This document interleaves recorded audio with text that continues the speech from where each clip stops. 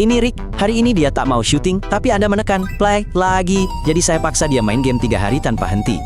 Ini eksperimen berbahaya. Jangan ditiru. Streaming sedang berjalan, obrolan ramai.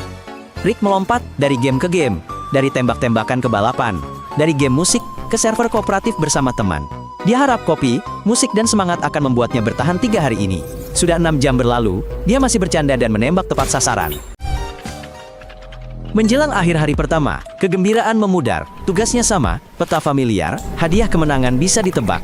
Otak terbiasa, responsnya pun melemah. Rick makan yang manis. Beberapa menit terasa lebih baik, lalu kelemahan dan kantuk melanda. Dia mengambil coklat dan kopi lagi, berharap kembali menikmati, tapi efeknya makin berkurang. Reaksi melambat, kesalahan bertambah.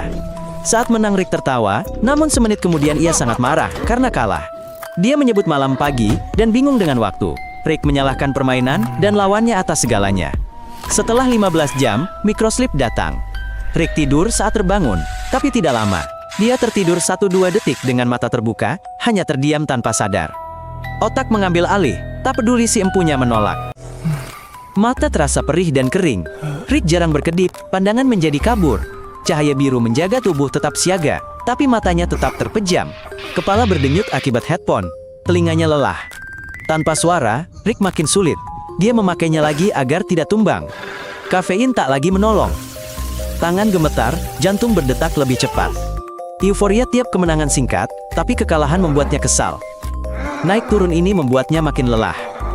Rick coba ganti alat. Dia pakai smartphone agar tangan tak pegal, tapi reaksinya melambat, tangan juga sakit. Rick marah, kembali ke mouse. Lebih terbiasa, tapi tak menambah tenaga. 2 hari berlalu, Rick ke dapur ambil air dan kopi. Di koridor, bayangan gantungan baju seperti musuh Counter-Strike. Pintu tertutup terdengar tembakan, dan dengungan kulkas seperti reaktor game. Ia sadar realitas menyatu dengan game, tapi kembali ke monitor.